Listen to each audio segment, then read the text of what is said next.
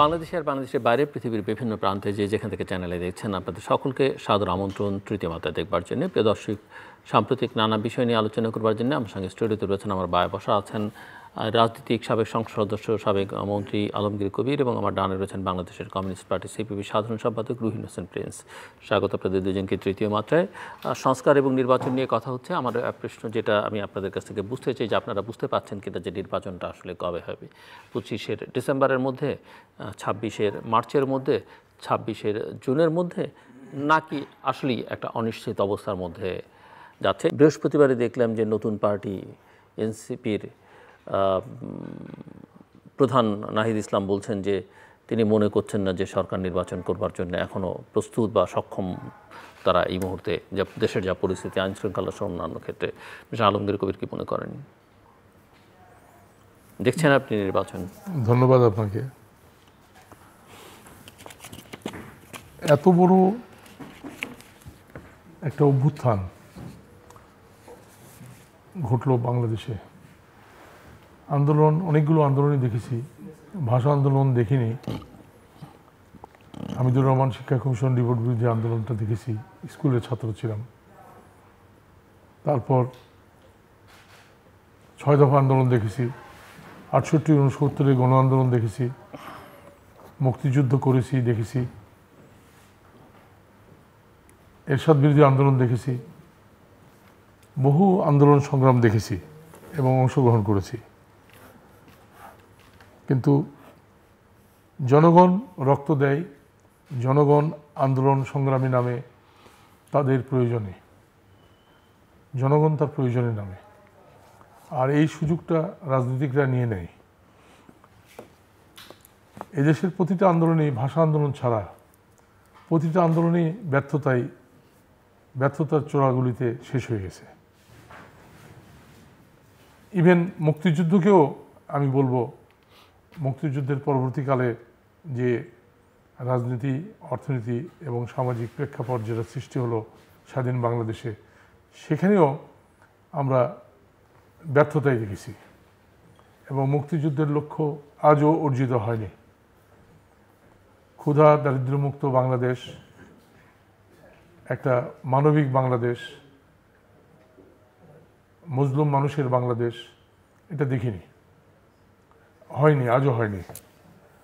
তো এই আন্দোলনটা, যে আন্দোলনটাতে আপামর জনসাধারণ অংশগ্রহণ করেছে, শুধু ওই উপদেষ্টা ইউনূস সাহেব ছাড়া সবাই এই আন্দোলনে অংশীদার।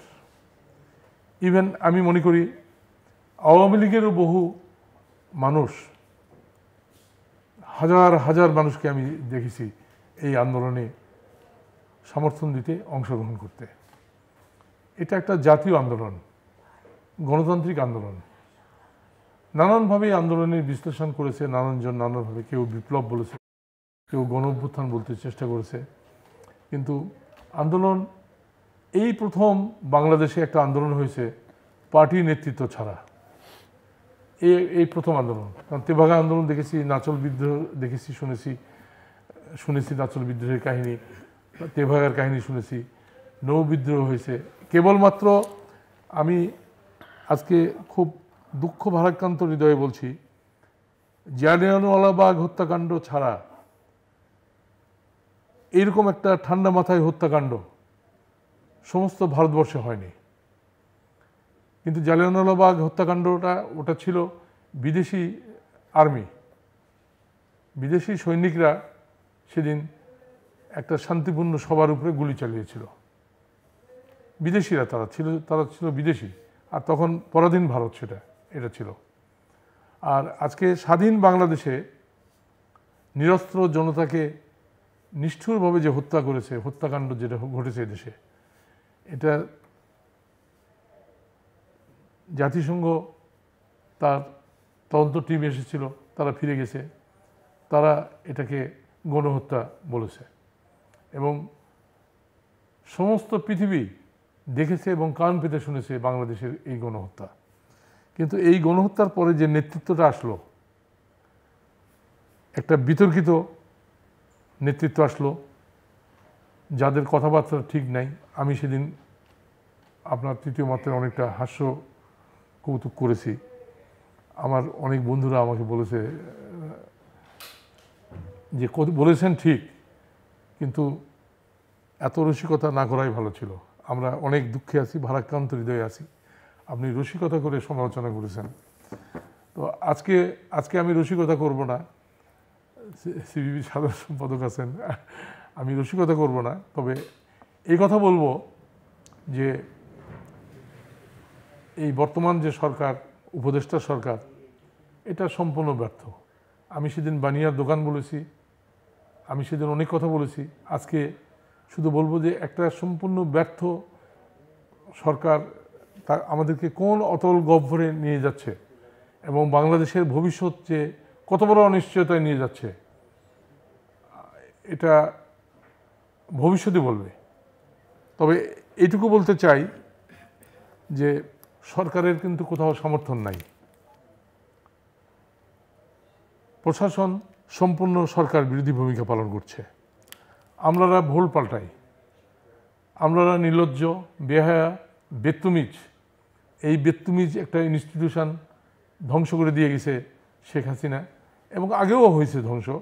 আমি শুধু একটা প্রতিষ্ঠান একদিনই ধ্বংস হয় না, অল্প দিনই ধ্বংস হয় না, দিনে দিনে ধ্বংস হয়। স্বাধীনতার পর থেকেই এটা ধ্বংস হয়েছে, এবং ধ্বংস হতে আমলারা এমনভাবে ভুল পাল্টায়, এদের কোনো চরিত্র নাই। এরা ওই আগুন লাগানোকে সমর্থন করে, এরা পুকুর দখলকে সমর্থন করে, এরা নদী দখলকে সমর্থন করে, এরা চাঁদাবাজ, ট্যাক্সি স্ট্যান্ডের চাঁদাবাজ, ভুটভুটি স্ট্যান্ডের চাঁদাবাজদেরকে সমর্থন করে, এবং লুটপাট, দখলবাজি এগুলোকে সমর্থন করে। আমার কনস্টিটুয়েন্সিতে একেবারে জরাজীর্ণ হয়ে গেছে সেখানে চাঁদাবাজ এবং ইয়েদের অত্যাচারে, এবং এরা ক্ষমতাসীন দলকে এখনও সরাসরি না মেনে, তবে মাঝে মাঝে দুই একটা খবর কানে আসছে ছাত্রদের সম্পর্কে। আবার বিএনপি নেতৃবৃন্দ যেগুলো করছে গ্রামাঞ্চলে এবং সারা বাংলাদেশে, সেটা ভয়াবহ দৃশ্য, ভয়াবহ চিত্র।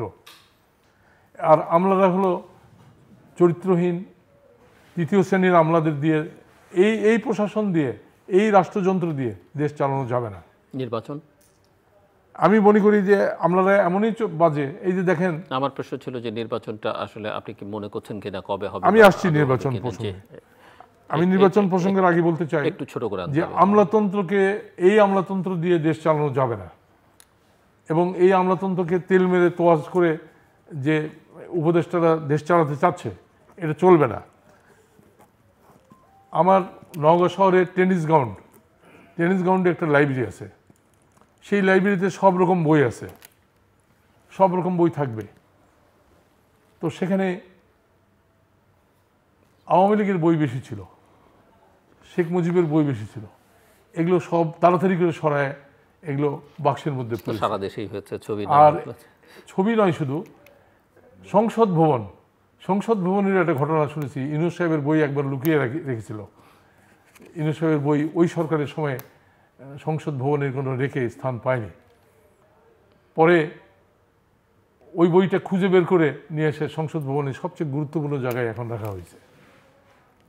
নওগাঁ শহরের এই গুরুত্বপূর্ণ, এখানে আমিও মেম্বার এই টেনিস ক্লাবের, লন টেনিস ক্লাবের।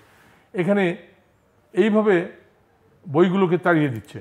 অর্থাৎ এইসব অশিক্ষিত, এইসব লুম্পেন, এইসব তৃতীয় শ্রেণীর আমলা যারা পোস্টিং আর প্রমোশন বাণিজ্য নিয়ে ব্যস্ত থাকে, নিজের ভাগ্য গড়া নিয়ে ব্যস্ত থাকে, এদের দিয়ে দেশ চালানো হচ্ছে।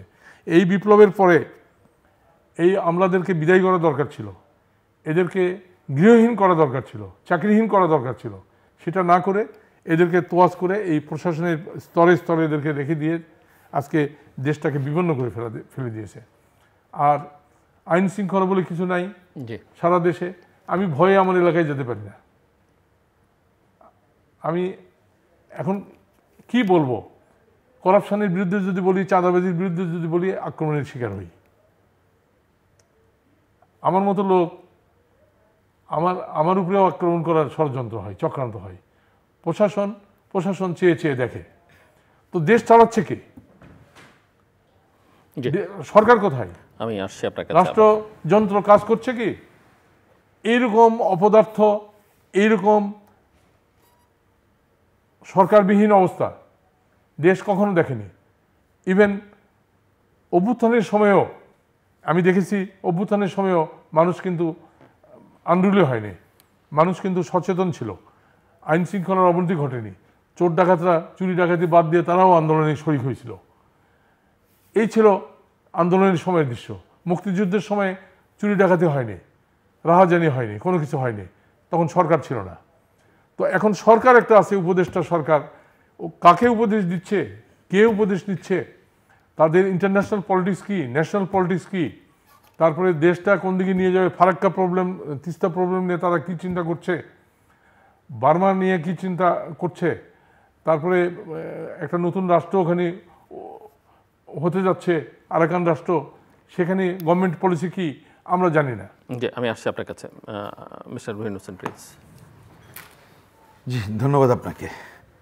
না, আমি নির্বাচন নিয়ে যদি মূল কথায় যেটা আপনি প্রশ্ন তুললেন, আমি সে বিষয়েই কথা বলতে চাই। আমি শুধু ওইটা বলার আগে একটু ছোট করে আলমগীর কবির ভাই অনেকগুলো কথা বলেছেন যেটা গুরুত্বপূর্ণ এবং আমার বিবেচনায় এখনকার বাস্তব চিত্রের অনেকাংশে প্রকাশ তিনি করেছেন। আমরা যত কথাই টেবিলে বলি না কেন, মাঠের চিত্রটাই হচ্ছে এরকমের। এখন একটা অন্তর্বর্তীকালীন সরকার এটা, তা আমাদের অন্তর্বর্তীকালীন সরকারকে আমরা যদি খুব খোলা মনে বলি, আমাদের কাছে তো মেলা প্রত্যাশাটা না, মানুষের প্রত্যাশা থাকতে পারে। কারণ মানুষের প্রত্যাশা নানা কারণে পারসেপশনটা এরকম, অনেকের মধ্যে এরকম আমি হয়েছিল শব্দ বলছি, এখন কারোর আছে, এখন পুরোটা নাই। যে রাজনৈতিক সরকার দীর্ঘদিন দেখলাম তারাই তো আমাদের সব মুক্তি দিতে পারে নাই, তাহলে এই সরকার যদি কিছু একটা দিতে পারে, তাদের এই বিবেচনাকে আমরা স্যালুট করি। কিন্তু দেখেন, মানুষ কিন্তু বুঝতে পারছে যে আসলে যেহেতু তারা একটা ইউনাইটেড চিন্তার সরকার না, বরঞ্চ যাদের প্রভাবের এই সরকারের উপরে আছে তাদের চেহারা এখন প্রকাশিত, তাতে করে যতটুকু আশা ছিল আশাহতটা বেশি।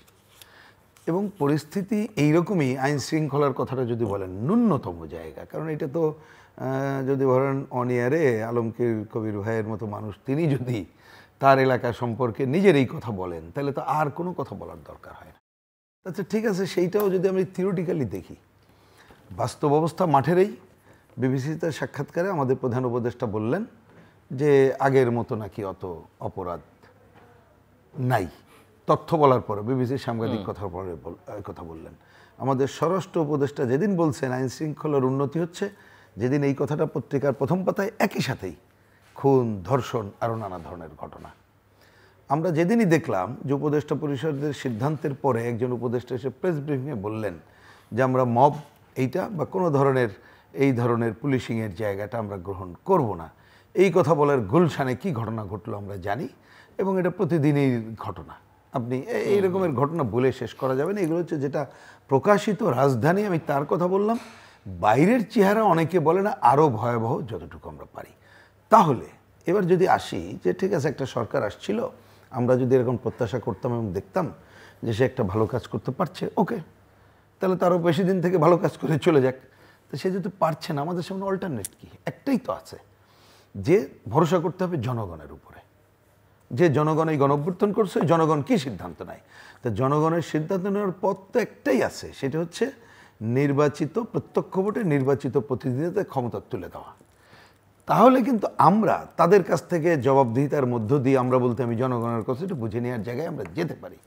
সেই বিবেচনায় আমি দেখতে পাচ্ছি যে নির্বাচনের যে আলাপটা একটা সময় 26 সালে কিনা এইসব করতে করতে পরে আসলো ডিসেম্বর। এখনও দেখছি, আমি ডিসেম্বরের এই কথাটা আরও যদি কংক্রিট ফর্মে বুঝে থাকি, বিদেশি প্রচার মাধ্যমে আমাদের প্রধান উপদেষ্টা যেটা বলেছেন তাতে একটা আউটলাইন পাওয়া যাচ্ছিল, হয়তো 6 ডিসেম্বরকে ধরে চিন্তা করছে, আমি হয়তো বললাম। কিন্তু আবার উনি যদি কিন্তু সহ করে ওনার যিনি প্রেস সেক্রেটারি তিনি মার্চকে সামনে নিয়ে, উনি নিজেও পরে মার্চে গেছেন, নিজেও, হ্যাঁ, আমি পরে দেখলাম নিশ্চয় আবার মার্চের কথা বলছেন, আবার ছোট সংস্কার বড় সংস্কার এইরকমের জায়গায়। তার মানে আমরা তো কোনোটাই নিশ্চিত হতে পারছি না যে উনি আদৌ নির্বাচন, মানে আমি জাতীয় সংসদ নির্বাচন করছি, কবে এটা করবেন। একই সাথে এই প্রশ্নটা আরও গভীরভাবে আসছে যে একই সাথে গণপরিষদ বা আগে গণপরিষদ অমুক করা, সংবিধান এটা একটা নতুন করে হ্যাঁ, গণপরিষদ হচ্ছে সংবিধান নতুন করে, তারপরে ভোটের জায়গা হবে, আবার আসছে আগে স্থানীয় সরকার কিনা এরকমের। এবং যারা এই কথাটা সামনে আসছে, বাইরের মানুষের পারসেপশনটা হচ্ছে এরাই তো সরকারের লোক, সরকার চালাচ্ছে, এবং ধারণাটা এরকম যে সরকারের পুরোটা না হোক, কোনো একটা অংশের প্রশ্রয় ছাড়া তারা এই ধরনের কথা বলতে পারে না। তার মানে আমরা একটা নির্বাচনের অনিশ্চয়তার মধ্যে প্রকৃতপক্ষে আছি। এই জায়গায় আমি যে প্রশ্নটা আপনাকে করতে চাই, যেহেতু ওই যে কিছু সংস্কার, সংবিধান, এটা সেটা নানান কিছুর আলোচনা আছে, সরকার একটা জাতীয় ঐকমত্য কমিশন করেছে, উইচ ইজ ভেরি গুড, এবং তারা একটা তাদের ওপেনিং সেরেমনি বা যেটাই বলি আপনাদের সকল রাজনৈতিক দলকে তারা ডেকেছিলেন, কথা বলেছেন। তো সেই ঐকমত্যের প্রক্রিয়াটা কতখানি এগুচ্ছে? আমরা এখন পর্যন্ত দৃশ্যত যারা সাধারণ মানুষ সেটা দেখছি। আচ্ছা, আমি ওই জায়গায় যাচ্ছি। ঐকমত্যটা আসলে পলিটিক্যাল পার্টিসগুলোর মধ্যেই হতে হবে, যে সেই জায়গায় ওই কমিশন এবং আপনাদের ঐকমত্যের জায়গাটা কি হচ্ছে? মানে একটা তো নির্বাচনের সময় তারিখ সেটা আছে, কিন্তু ওইটা যাওয়ার আগে আমি একটু ছোট্ট একটা মন্তব্য করি আগের ধারাবাহিকতায়। যেমন আপনি প্রশ্ন করছিলেন সরকার প্রস্তুত কিনা, আমি ওর একটা যদি বুঝে থাকি, আমি সেটা নাহিদ বলেছেন। আমি তাহলে সরকার বলতে যদি আমি এটা ভাবি বলতে কি, সরকার তো নির্বাচন কমিশনের মাধ্যমে করবে, সেটাই তো। আমরা নির্বাচন কমিশনের সাথে আনুষ্ঠানিকভাবে দেখা করেছিলাম, বামজোট প্রধান নির্বাচন কমিশনার আবার ডিসেম্বরের কথা বলেছেন, আমরা দেখা করেছিলাম, পুরো টিম ছিল, এবং আমি অন এয়ারেই বলেছি, আজকেও বলি, ধন্যবাদ জানাই, খুবই আন্তরিক পরিবেশ আলোচনা হয়েছে। কারণ আমরা বলেছিলাম যে আমরা আসছি আপনাদের পরিস্থিতি বোঝার জন্য, আপনাদের প্রস্তুতি কি, আমাদের কি সমর্থন চান ভালো নির্বাচনের জন্য। আমি ব্যাখ্যা দিচ্ছি না, সময় নাই, আমি জানি। আমরা পরিষ্কার বুঝে এসেছি, যদি সরকার শুধুমাত্র বলে যে আপনি অমুক সময় নির্বাচন করেন, বেশি সময় লাগবে না, তারা পুরোপুরি প্রস্তুত আছে। তার মানে ওই যে নির্বাচন প্রস্তুত কিনা, যে যত কথা বলুক, অন্ততপক্ষে আমরা রাজনৈতিক কর্মী হিসেবে যতটুকু আমাদের অভিজ্ঞতা এবং বুঝেছি, সেটা আমি অতীতের কোনো অভিজ্ঞতা, মানে কি বলে যে আমি অন্য অভিজ্ঞতা দিলাম না, ওনাদের সাথে কথা বলে এটা বলেছি। আর আপনি যেটা এখানে তুলে ধরলেন, প্রধান নির্বাচন কমিশন এবং অন্যরাও, আপনি কথা শুনলে বুঝবেন তারা কিন্তু প্রস্তুত আছে। এইবার আসি যে সংস্কারের কোশ্চেনটা।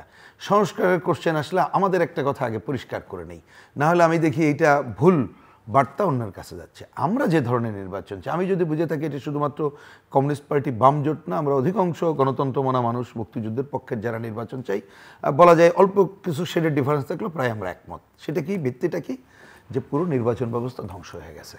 সুতরাং সুষ্ঠু গ্রহণযোগ্য নির্বাচনের জন্য যা যা সংস্কার করা দরকার ওইটা করে করতে হবে। এটা গেল। এইবার আসি, ওইটা করার জন্য কি অনেক বেশি সময় দরকার? একটু আগে আমি যেটা বললাম যে না, এত দরকার না। আমাদের অভিজ্ঞতা হচ্ছে, যদি আলোচনাটা আসি, এবার যে ঐক্যমত্য বইটা বলছেন, যে ওই কাজটা যদি আমরা দ্রুততার সাথে বসি, শুধু রাজনৈতিক দলগুলো না, আন্দোলনকারী অন্য শক্তি এবং অন্যান্য শ্রেণী পেশার সাথে কথা বলি, এইটা নির্বাচন ব্যবস্থার আমূল সংস্কারে, ভালো নির্বাচনে যে আমি 15 দিন, এক মাসের বেশি কোনো সময় লাগবে বলে মনে করি না। এইটা অন্ততপক্ষে আমাদের অভিজ্ঞতায় দায়িত্ব নিয়ে কথাটা বলতে পারি, এটাই। এবার আসি, দেখেন সরকার কি করলো। প্রথমে আলোচনা যেটা হলো, আমি যদি দিন তারিখ ধরে বলি, আমি দিন তারিখের একটা না, কিন্তু একটা দিন তারিখ আমি এটা বলতেই হচ্ছে সুনির্দিষ্ট করার জন্য। সেকেন্ড, মানে দ্বিতীয়বার ওনারা যখন আমাদেরকে আমন্ত্রণ জানান দেখা করার জন্য, যদিও এই পর্যন্ত কোনোবার কিন্তু সংলাপে আমন্ত্রণ জানায়নি কোনো একটা বিশেষ ইস্যুকে ধরে, তবুও ঠিক আছে, রাজনীতিবিদরা এক কথায় গেলে তো রাজনীতির আলোচনা হয়। সেকেন্ড রাউন্ডে যখন জানি নাই, হ্যাঁ আপনারা তো একটা আলোচনায় জানি নেই, হ্যাঁ একটা আলোচনায় তো চিঠির কারণেই বললাম যে আমাদের ওটা দেখলাম যে কোনো কি বলে মনে হয়েছে অপ্রয়োজনীয়, এই কারণে, হ্যাঁ ওইটাই, এবং সেটা তো সবাই জানেন। কিন্তু দ্বিতীয়বার যখন আমরা গেলাম, তখন কিন্তু এই যে সংস্কার কমিটি গঠিত হয়েছে, এবং ওইখানে আমরা যেটা বলেছিলাম, এটা বামজোটের পক্ষ থেকে, একেবারে আমি কংক্রিট ফর্মে বলি, আমরা ওনাকে বললাম যে আপনারা যে সংস্কার কমিটিগুলো করলেন, তাকে যে সময় দিচ্ছেন, তো এইটা বেস্ট হচ্ছে, ঠিক আছে 3 মাস যদি দেন, তাহলে বলেন রাজনৈতিক দলগুলো এবং অন্যদের সাথে সংলাপ করে তারা আলোচনা উত্থাপন করুক, ওইখানে বলুক যে রাজনৈতিক দলগুলোর সাথে আলোচনা করতে দেখলাম এই বিষয়ে তারা এইটুকু ঐক্যমত্য পোষণ করেছে সবাই, আর এইগুলো সবাই না এত পার্সেন্ট এরকম করেন। উনি করলেন না, তাহলে প্রথমে হোঁচট খেলাম। দ্বিতীয়ত, ওই দিনের যেটা আমি গুরুত্বপূর্ণ মনে করছি এখানে এই জন্য তুলে ধরি, আমরা এটা লিখিত বলেছিলাম, আছে ওনাদের কাছে, বামজোটের, শুধু কমিউনিস্ট পার্টি না, যে সুষ্ঠু গ্রহণযোগ্য নির্বাচনের জন্য যতটুকু সংস্কার করা দরকার সংবিধান, অন্য জায়গায় এইটা করবেন। ওনারা কিন্তু সেই পথে, আমাকে যদি বলেন এখনো হাঁটা আমরা দেখছি না, কিন্তু ওইখানে একটা কথা বলেছিলেন, এই যে ঐক্যমত্যের কথাটা বলি, যখন অন্য আলোচনা উঠলো আমি আর ব্যাখ্যায় যাচ্ছি না, তো যখন বললাম যে এখানে তো আপনাদের এক একজন এক এক রকম বলছে, এটা কিভাবে সমাধান হবে? ডক্টর মোহাম্মদ ইউনূস পরিষ্কার বলেছেন, আমি আশা করি উনি থাকবেন, এই জন্য কথাটা রিপিট করছি, বারবার রিপিট করছি এবং আমি করেই যাব। উনি বললেন যে দেখেন, আলোচনা হোক, যার যার মত বলুক, আমি দেখব, ধরেন 100টা মত আসলো, যদি দেখি 10টা পয়েন্টে একমত হয়েছে এটাকে আমি প্রথম গ্রহণ করব, যদি দেখি 15টা পয়েন্টে 18-19 মানে 19-20 ডিফারেন্স আছে, আমি আলোচনা করে চেষ্টা করবো একমত হইলে হইলো, নাইলে হবো না।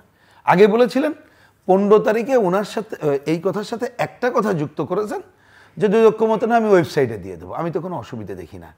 কিন্তু আমি দেখছি ঐক্যমত্য কমিশনের নামে 15 তারিখের পরে আজকে সর্বশেষ যে কাজটা ওনারা করছেন তাতে ওনারা কোনো সংলাপ করেন নাই, করার চিন্তাও করছেন না।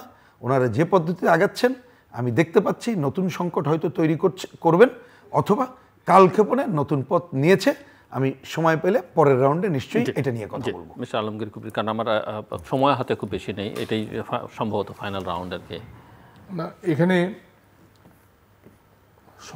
সংলাপ একটা আর্ত চিৎকার ইলেকশনে, মানে আন্দোলনের পর থেকেই চলছে। ইলেকশন আর সংলাপ, সংস্কার, ইলেকশন সংস্কার, দুটো আর্ত চিৎকার, এবং এটার কোনো ম্যান্ডেটও গভর্নমেন্টের নাই। আজকে যে উপদেষ্টা গভর্নমেন্ট, এই গভর্নমেন্টের কিন্তু এই ম্যান্ডেট নাই। যদিও বলা হচ্ছে অভ্যুত্থানের মধ্যে দিয়ে গভর্নমেন্ট, এটা একটা ম্যান্ডেট, কিন্তু এই ম্যান্ডেটের যে সম্মান মর্যাদা সেটা এই গভর্নমেন্ট রাখতে পারেনি, কারণ তাদের কোনো গণসংযোগ নাই, জনগণমুখী কোনো চিন্তাভাবনা নাই, এবং জনগণকে ঐক্যবদ্ধ করার জন্য, জাতিকে ঐক্যবদ্ধ করার জন্য কোনো রাজনৈতিক পদক্ষেপ এটা নিতে পারেনি। একটি উল্লেখযোগ্য কাজ, প্রথম দিকে বাংলাদেশ ব্যাংকের গভর্নর কিছু কাজ দেখিয়েছে, 2-3টা কাজ দেখেছি, উল্লসিত হয়েছিলাম যে কাজ করছে, কিন্তু এখন যেটা দেখছি মুখ থুবড়ে পড়েছে। তারা ওই আবার আমি রিপিট করব, মজা মারে রে কফি যান বানিয়ার দোকান, বানিয়ার দোকানে মজা মারছে, মারুক মজা, অসুবিধা নাই, কিন্তু রাজনৈতিক দলগুলো আজকে বাংলাদেশে শুদ্ধ না। রাজনৈতিক দলগুলো যদি শুদ্ধ হতো, তারা যদি ঐক্যবদ্ধ হতো, এবং বিএনপির প্রতি মানুষের যে আশা ভরসা, যে স্বপ্ন, যে একটা অত্যাচারিত, নির্যাতিত, নিপীড়িত মজলুম মানুষের দল হয়ে গেল বিএনপি, সেই দল এইরকম একটা অভ্যুত্থানের পরে এরকম একটা ভূমিকা নিয়ে নামবে মাঠে, সারা মাঠ কন্ট্রোলে নাই। জিয়াউর রহমান, মহাদেবপুরে একটা সভা হচ্ছে, সেই সভায় একজন দুষ্কৃতিকারী সবার মধ্যে হাত তুলে কি কথা বলছিল, কানে কানে যখন জিয়াউর রহমানকে বললো যে এ হচ্ছে চাঁদাবাজ, সন্ত্রাসী, তো জিয়াউর রহমান মঞ্চ থেকে উনি মাইক দিয়ে বললেন, এই নাটকীয় ভঙ্গিতে কথা বলছেন কেন, বসেন, আপনাকে কিন্তু ভরে দেব।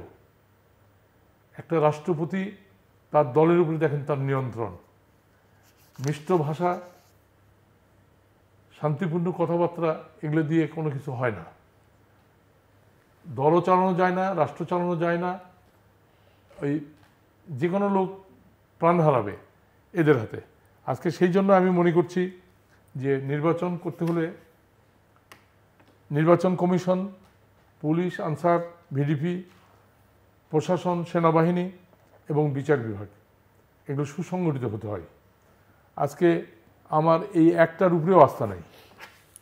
আজকে ইউনূস সরকারের অধীনে যে যে যে যে প্রশাসন যন্ত্রটা, আমলাতন্ত্র, এই আমলাতন্ত্র এটা একটা পথহারা, দিশাহারা আমলাতন্ত্র, এদের দিয়ে কোনো কিছু ভালো কাজ করা যাবে না। আর এখানে যে একটা শুদ্ধতা আনবে, এখানে যে একটা হস্তক্ষেপ করবে সরকার, সেটা সরকার এখনো করেনি, 7 মাস চলে গেছে, সময় বয়ে যায়। এখন এই সরকারের বিরুদ্ধে হবে আন্দোলন, এই সরকারের বিরুদ্ধে মানুষ রাস্তায় নামবে কদিন পরে। ম্যান্ডেট, অভ্যুত্থানের ম্যান্ডেট ঘুচিয়ে দিবে দেশের জনগণ। এই দেশের জনগণ যেমন ভালোবাসতে জানে, যেমন প্রাণ দিতে পারে নেতার জন্য, তেমন এই দেশের জনগণ কিন্তু মাথায় লাথি দিতেও সময় নেয় না, বেশি সময় নেয় না। বাতাসের মতো একটা মুভমেন্ট শুরু হয়ে গেল, দেখলেন না? যে আমরা ঘর থেকে বেরোতে বেরোতে দেখেছি আন্দোলন অনেক দূর আগে চলে গেছে, আমাদের বেরোনোর সময়ও দিতে পারেনি আন্দোলন। এই হলো বাংলাদেশের জনগণ। তো এই জনগণকে কোনো ধোঁকা দিয়ে বোকা বানানো, এটা কেউ পারেনি, পারবে না। আমি খুবই আশাহত যে এই মুভমেন্ট ব্যর্থ হয়ে গেছে। আমি আগাম বলে দিচ্ছি যে আন্দোলন চোরাগুলিতে আটকে গেল। এই আন্দোলন এই শহীদের, হাজারো শহীদের রক্তদানে রঞ্জিত বাংলাদেশ, শিশুর রক্তদানে রঞ্জিত বাংলাদেশ, নারীর রক্তদানে রঞ্জিত বাংলাদেশ, এই বাংলাদেশ আবার একটা ফ্যাসিবাদ, আবার স্বৈরাচার, আবার জুলুমবাজ এদেরকে দেখবে। আমি এই সম্পর্কে, নির্বাচন সম্পর্কে আমার বক্তব্য হচ্ছে যে নির্বাচনের সময়টা ক্ষেপণ হয়ে গেছে, অনেকটা নির্বাচনের সময় ক্ষেপণ হয়ে গেছে। এখন গভর্নমেন্ট চাইবে যতটা পারা যায় পিছিয়ে যায়। আর নির্বাচন করার যে অ্যাপারেটাসগুলো লাগবে সেগুলোকে সুসংবদ্ধ করা, ঐক্যবদ্ধ করা, এই ব্যাপারে কোনো ভূমিকা পালন করেনি। আর সংস্কার কি করবে? সংস্কার তো এখন গাড়ি, সংস্কার হলো আর্তচিৎকার। সংস্কার বোঝে যারা সংস্কার বলছে, তারা কি সংস্কার বোঝেন? আর এই সংস্কার যদি রাজনৈতিক দলগুলো না মানে, সমস্ত রাজনৈতিক দলগুলো, সিপিবির মত একটা, মানে কি বলবো, একটা রাজনৈতিক দল, যে দল হচ্ছে মডারেট, সেই দলও এই সংস্কার কর্মসূচির যে পদক্ষেপগুলোকে মেনে নিতে পারছে না, গ্রহণ করতে পারছে না। তারা কি অনলাইনে দিবে, কি করবে, কি খেলা দেখাচ্ছে, এইসব খেলা তো বাংলাদেশের জনগণ অতীতে দেখেছে, আবার নতুন করে আবার দেখবে। আর এখানে সেনাবাহিনীর রোলটা কি? সেনাবাহিনীর রোলটা আমি আবার বলবো, আবার আহ্বান জানাবো যে সেনাবাহিনীর ভূমিকার উপরে আমাদের এদেশের আন্দোলন, সংগ্রাম, ভবিষ্যৎ রাজনীতি, ভবিষ্যৎ বিদেশ নীতি এবং সব কিছু নির্ভর করে অনেকটা। সেনাবাহিনী কি ঐক্যবদ্ধ? এ বিষয়ে আমার অনেক প্রশ্ন আছে, কারণ বিডিআর হত্যাকাণ্ড নিয়ে এখনও এর সমাধানটা হয়নি। সেনাপ্রধান যে কথাগুলো বলেছেন সেটা প্রণিধানযোগ্য, এবং উনি নিশ্চয়ই ভেবেচিন্তে এই কথাগুলো জাতির সামনে উপস্থাপন করেছেন। তো বিডিআর হত্যাকাণ্ড কি, বিডিআর ম্যাসাকার কি, এটা কি এই সরকার কি চাপা দিতে চাচ্ছে, ঢেকে ফেলতে চাচ্ছে, না এটাকে প্রলঙ্ঘিত করে, লম্বা করে একে পথভ্রষ্ট করবে? এটা অনেকেরই মধ্যে সন্দেহ দেখা দিছে, কারণ 7 মাসে কিছুই অগ্রসর হতে পারেনি, একটা ধাপও ফেলতে পারেনি, একটি প্রতিষ্ঠান সংগঠিত করতে পারেনি, বিচার বিভাগ পারেনি, সেনাবাহিনী কনসোলিডেট করতে পারেনি তাদেরকে, তারপরে পুলিশ তো এখনো যে অবস্থায় আছে সে অবস্থায়। একটা এত বড় অনিশ্চয়তা, এত বড় পশ্চাৎপদতা, এত বড় ব্যর্থতা আমাদের রাজনৈতিক জীবনে আমরা দেখিনি, আমার মনে হয় আমি দেখিনি। তো এই ব্যর্থতা পূরণ করবে একটা নতুন দল খুলেছে। দল খোলার অধিকার সবার আছে, নিশ্চয়ই আছে। দল খুলেছে, আরো নতুন দল হবে, এটাই স্বাভাবিক। কিন্তু এই নতুন দলের ভবিষ্যৎ বা কি, নতুন দলের সাথে সরকারের সম্পর্ক কি, এগুলো আমাদের জানা দরকার, জাতির জানা দরকার, এবং এগুলো স্পষ্ট করা দরকার। ঢাক গুড়গুড় করে আর যাই হোক, রাজনীতি হয় না, রাষ্ট্র পরিচালনা হয় না। এখন সরকার কিছুটা ঢাক গুড়গুড় লাইনে চলে গেছে, এবং এখান থেকে বেরিয়ে আসতে হবে, নতুন পথ খুঁজে বের করতে হবে, জাতীয় ঐক্য গড়ে তুলতে হবে, জাতীয় ঐক্যের যে পথগুলো আছে সেই পথগুলো খুঁজে বের করতে হবে, আবার নতুন করে আমরা ঐক্য চাই। সরকার রাষ্ট্রীয়ভাবে, জাতীয়ভাবে, আন্তর্জাতিকভাবে একটি ভালো সিদ্ধান্ত আমাদের সামনে আনতে পারেনি, একটিও না। এই পাশে একটা আরাকান রাষ্ট্র জেগে উঠতেছে, সেটা নিয়ে সরকারের চিন্তা কি? পার্বত্য চট্টগ্রামে একটা চুক্তি হয়েছে, আমি বারবার তৃতীয় মাত্রায় বলেছি যে একটা চুক্তি করেছে গভর্নমেন্ট টু গভর্নমেন্ট। এই চুক্তির ভবিষ্যৎ কি? এই চুক্তি গভর্নমেন্ট কেন মানে না, রাষ্ট্র কেন মানে না? এই পার্বত্য চট্টগ্রামে একটা জাতীয় সমস্যা আছে, সীমান্ত সমস্যাগুলো ঝুলছে, তিস্তা প্রকল্প, ফারাক্কা প্রকল্প, এটা নিয়ে গভর্নমেন্ট কোনো সিদ্ধান্তে আসতে পারে শেষ করতে হবে। তো এই যে সমস্ত সমস্যাগুলো, জাতীয় সমস্যাগুলো, আমাদের সমস্ত সমস্যাগুলোকে সরকার টাচ করছে না। তারা শুধু চেয়ে চেয়ে দেখছে, আর তারা শুধু ওই সংস্কার সংস্কার সংস্কার আর নির্বাচন এত তারিখে দিব, অত তারিখে দিব, এত তারিখে দিব, এই নিয়ে ব্যস্ত আছে।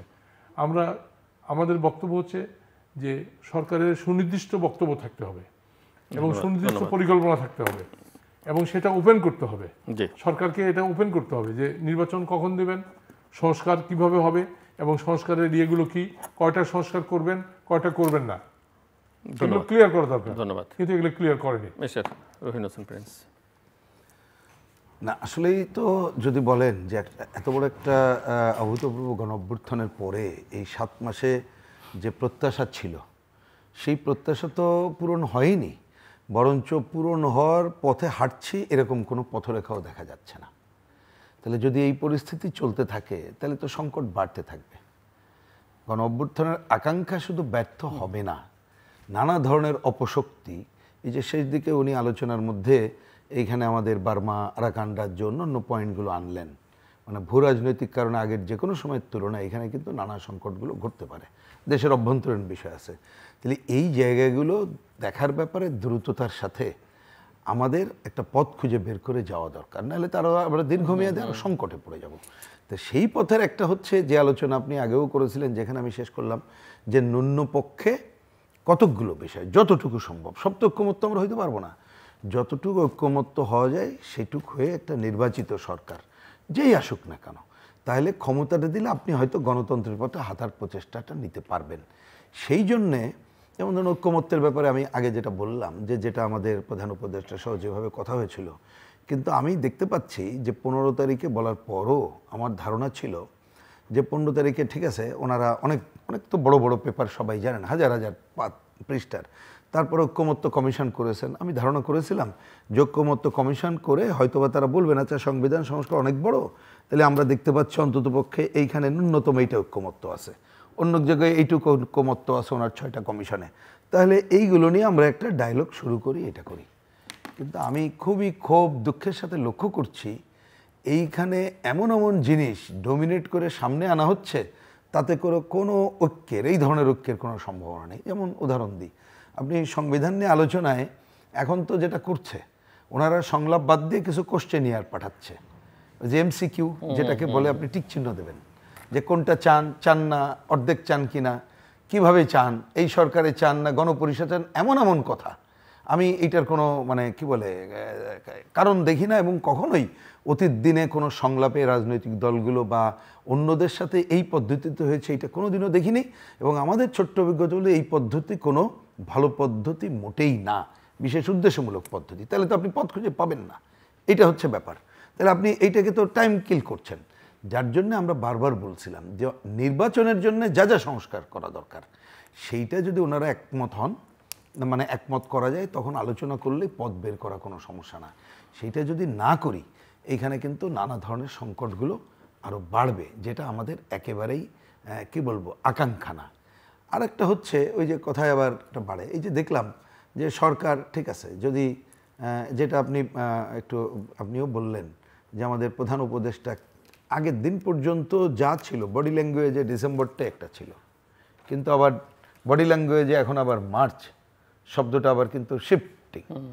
ইতিমধ্যে আমরা দেখতে পেলাম নতুন উপদেষ্টা নিয়োগ, হ্যাঁ প্রয়োজনে নিয়োগ হইতে পারে, আমি সেটা নিয়ে কোশ্চেন করছি না, কিন্তু ধরুন দেশে থাকে না, দেশের বাইরে থেকে আপনি যদি কাউকে নিয়ে আসেন, তা তিনি তো আর 2-4 দিনের জন্য কোনো টার্মস অ্যান্ড কন্ডিশনে আসবেন, কাগজে কলমে হতে পারে, কিন্তু জেনারেল জ্ঞানে বলে যে বোধহয় সেইটা না। তাহলে কি অন্য কোনো উদ্দেশ্য আছে কিনা, যে ক্ষমতা আরও লম্বায়িত করার, যে অন্য কোনো বিষয় আছে কিনা? কিন্তু আমি তো বললাম যে সেইটা তো ওনারা তো সামলাইতে পারছেন না, আর পারবেন এটা আশাও করি না। একটা ছোট্ট উদাহরণ আমরা মানে বারবার এটাই দিই মানুষের বা আমাদের বোধগম্য উদাহরণ জন্যে। দেখেন যে বাজার ব্যবস্থা নিয়ে সর্বত্র তো অনেক আগে ক্ষোভ ছিল, টিসিবির ট্রাকে লাইন দৌড়ানো যাচ্ছে, আগের সরকারের বিরুদ্ধে ক্ষোভ ছিল, অন্যান্য তো আরও ছিল, ভোটার বিহীন দুর্নীতিটা বাদ দিলাম। আপনি বলেন তো এই যে 7 মাসে বাজার ব্যবস্থা উনি কোনো হাত দিতে পেরেছেন?